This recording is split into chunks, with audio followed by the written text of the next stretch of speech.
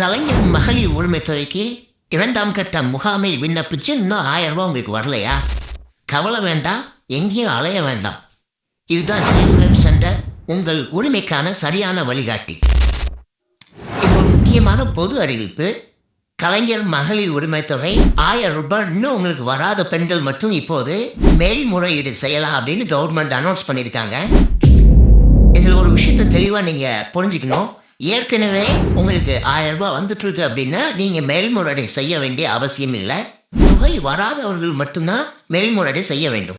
இந்த மேல்முறையீடை நம்ம ஜெயம் ஹெல்ப் சென்டரில் எளிமையாக செஞ்சு தரோம். சரியான முறையில் எந்தவித குழப்பமும் இல்லாமல் முழு வழிகாட்டுதலுடன் நமது ஜெயம் ஹெல்ப் சென்டரில் உங்களுக்கு மேல்முறையீடு செய்து தரப்படுகிறது.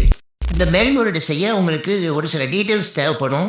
உங்கள் நேம், குடும்ப தலைவருடைய பெயர், ரேஷன் கார்டில் லிங்காக இருக்க ஃபோன் நம்பர், நீங்கள் ரேஷன் கார்டில் எந்த நம்பர் நீங்கள் லிங்க் பண்ணியிருக்கீங்களோ அந்த கைபேசி எண் நீங்கள் கையில் வச்சுருக்கணும்.